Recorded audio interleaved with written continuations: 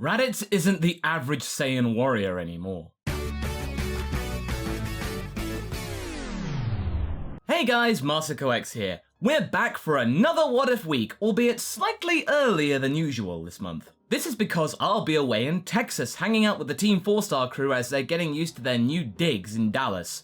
So I'm recording these in advance just to make sure that you don't miss out on your monthly dose of speculation. And of course your monthly quota of what-ifery. Yes, what-ifery is a word now and I am claiming it. We are into part 4 of the popular series of videos concerning the idea of whether Raditz, the brother of Goku, suddenly turned good right after the Saiyan saga. No, in fact, during it. We've reached the point where we're about to go into the 3-year time skip before the artificial humans arrive on Earth. Now, if you remember from my last video in this series, I asked you guys 2 important questions concerning Raditz's future. You see, Raditz and Launch got together in my What If series. Yep, Launch is a thing now. And they had a kid between the end of the Trunks saga and the beginning of the artificial human saga. I asked you guys what gender would the child be. Congratulations, it's a girl with 64% of the vote. Then I asked you guys in the comments to come up with a name for the child, regardless of the gender.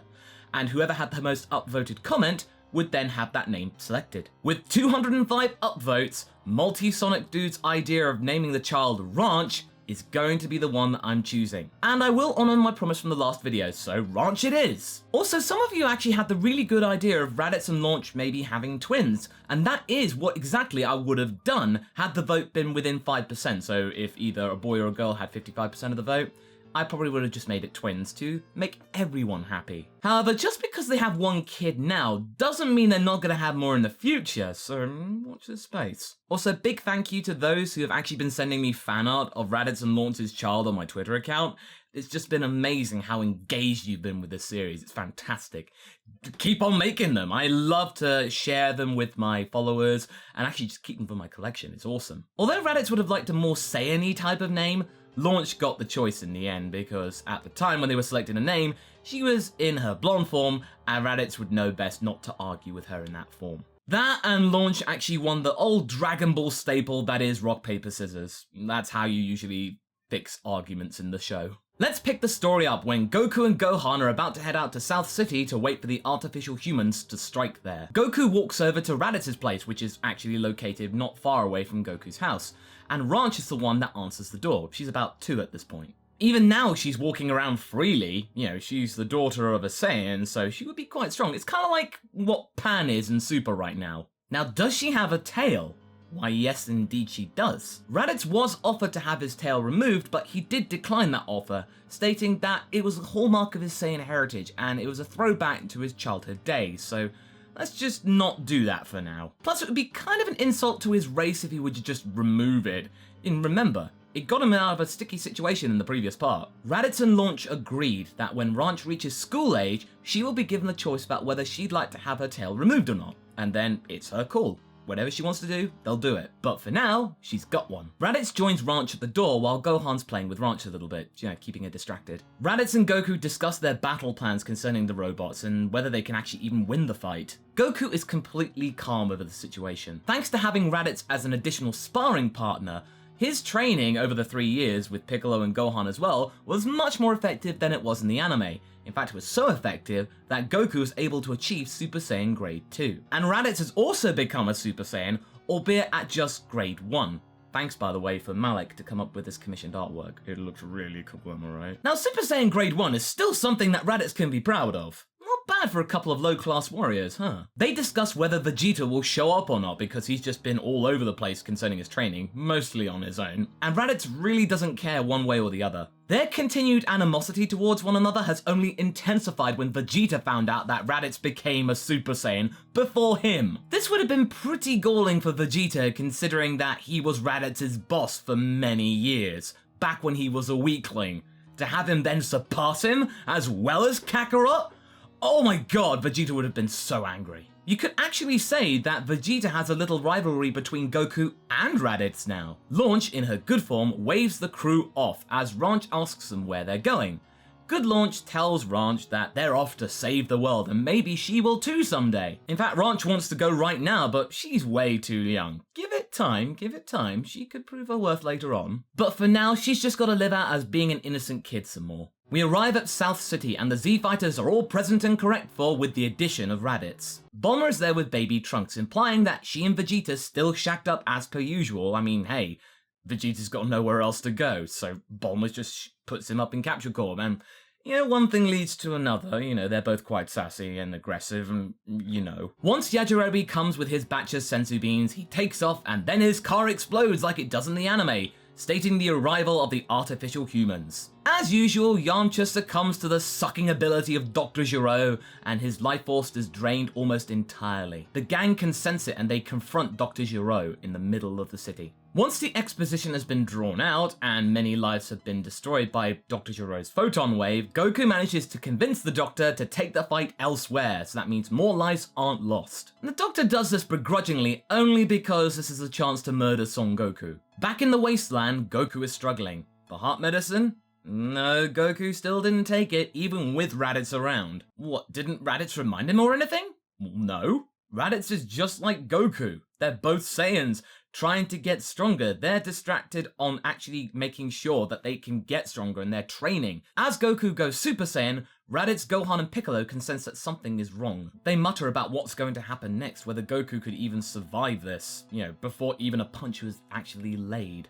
But for now, things are actually going okay because Super Saiyan Grade 1 Goku is managing himself fairly okay with 19. But Goku knows himself that he might not last the fight, so he's got to make sure this ends now. He then powers up to Super Saiyan Grade 2, and within a few punches and beam attacks, he manages to waste 19. 19 is dead. But as soon as Goku's finished the technique and before the parts of 19 even touch the ground, Goku falls out of the transformation and is screaming in agony.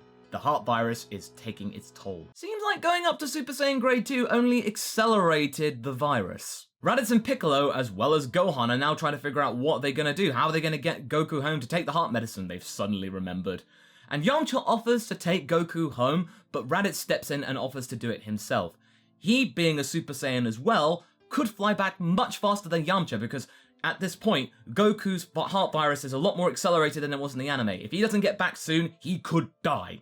So Raditz does it, and Yamcha doesn't really want to be hanging around the area much longer because, hole through the chest. But he kind of knows the significance of getting Goku back fast, so, he complies. Raditz unleashes his Super Saiyan transformation and looks over to Gero menacingly. I will be back, and I will finish what my brother had started. Dr. Gero is actually quite surprised that Raditz had gotten so strong. The last time that he read Raditz's power level, that little insect nano bug that was actually tracking their power levels, Raditz was dead. And even then, his power didn't increase over 10,000. How did he get so strong so fast? No time to dwell on this though, because as soon as Raditz leaves with Goku, Vegeta arrives in his Super Saiyan transformation, having powered up and accelerated to the scene much quicker because he could sense that power levels were going and he just wants to know what the hell is going on. Gero is on the ropes and he chooses to run away from the scene and head back to his lab so he can actually turn on number 17 and 18. He chooses not to test out Vegeta's new Super Saiyan power. The rest of the story carries on like it did in the anime. We then rejoin the action when Gero has indeed activated 17 and 18. Goku has been taken back safely to his house, and Raditz is on his way back. He can sense a congregation of powers located somewhere outside of North City, and then deduces that this is probably the gang, and so goes there. Dr. Gero is lording it over the Z-Fighters before ultimately succumbing to the wilish ways of his creations, because, they're being a bit rebellious. They don't like the idea of being controlled by an old man, so, bye-bye Gero. And of course, future Trunks has joined the scene, because he's now come back and thinking, why, these aren't the androids, well, those are the androids, boom, and all that. Raditz lands near Krillin and actually wants to know what the hell is going on. Who are these androids? Trunks then says that 17 and 18 are the real menaces here. Dr. Gero and 19, they were just temporal anomalies, different to his world. Vegeta tells Raditz to go home. He's got it under control. Go home and tend to your mewling brat, Raditz. Raditz powers up to Super Saiyan and demands that Vegeta says that again. Trunks then launches his busted cannon which takes out the lab and ends the argument right there and then. In the ensuing chaos, 17 and 18, as well as 16's pod, leave the lab. Later on, 17 and 18 are waiting to jack a car before Raditz arrives with Vegeta alongside of him. Now this is the point when Raditz and Vegeta are actually fighting each of the androids respectively. If you're thinking that Raditz would actually fight with Vegeta, then you're sorely mistaken. He wouldn't help Vegeta open a cookie jar, let alone fight a killer robot. The difference between this scenario scenario and the anime is that the other Z fighters choose not to get in the way, with the exception of Krillin. Even though he's much weaker than the androids, he still gives it a go. He does his best, but 18 just finds his actions rather cute. Once Raditz have been healed up thanks to sensu beans, and 17 and 18 have chosen to just go away and jack another car on their way to murder Son Goku whenever they feel like it, Vegeta storms off in a huff like he does in the anime. Then Piccolo goes nuts and pretends to be evil, yeah right, and storms off to Kami's lookout to try and do the merging, which actually still takes place. But that does mean that the Dragon Balls are inert now, so no wishing on them for a while. We then rejoin the proceedings when the fight between Imperfect Cell and Piccolo has almost finished and all the exposition has been laid out before us. Raditz, Trunks, and the others have no clue what just happened. They just got a little speck of Cell in their peripheral vision before he was just gone.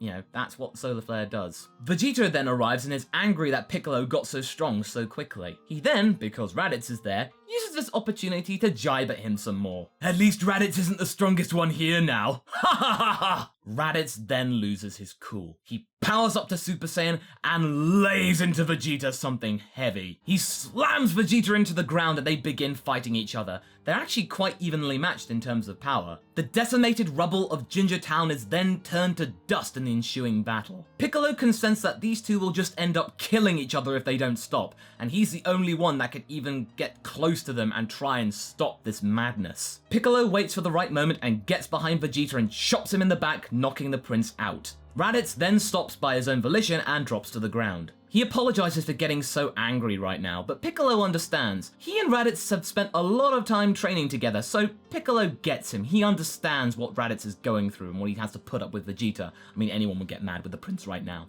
He then offers Raditz a sensu beam. Back at Kame House, Goku is now fully recovered, having been transported there for his own safety. Shortly afterwards, everyone has descended upon Kame House, 17 and 18 and 16 included. But Goku isn't to be seen, even though they thought he would be here. He's busy off in the mountains trying to find Vegeta and Trunks. The fight between 17 and Piccolo goes off like it does in the anime, with Raditz not interfering out of respect for Piccolo's power.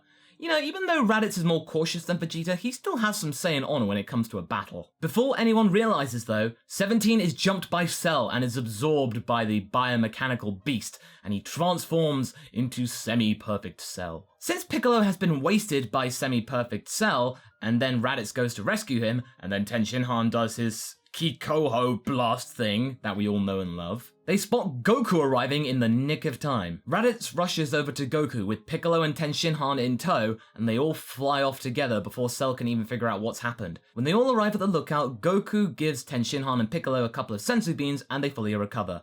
Raditz is offered one too, but he doesn't need one because he hasn't expended that much energy since his last one that Piccolo gave him. This is when Raditz finds out about the Room of Spirit and Time, and that Vegeta and Trunks are just about to complete their time in that chamber. Vegeta exits, looking directly at Raditz with complete and utter malice. Their rivalry has now transformed into something much more violent. It's going to be a miracle that they don't kill each other. Raditz can sense that Vegeta's power is now much greater than his right now. He has no clue what to do. Now here is where I'm going to stop and pose a question to you all in a poll. Who goes in the Room of Spirit and Time with Goku? Is it Gohan or is it Raditz? If it's Gohan, then Raditz could then go and try and stop Semi-Perfect Cell from transforming into Perfect Cell at the hands of Vegeta's cockiness. If it's Raditz, then this could mean that Gohan's out of the equation for this arc, so think carefully before you vote. So there we go. Despite Raditz becoming a Super Saiyan, he is not the strongest fighter there is. He's about the same level as Vegeta, or at least before Vegeta came out of the time chamber. Can he regain that equal footing, or perhaps surpass it? We'll have to find out next time. So what do you guys think? Did you like this part in the story? Do you think Raditz is fairly utilized? Leave a comment below and let's get this discussion going. Anyway, I hope you enjoyed this video. Until the next one, be sure to like and subscribe. Catch you later.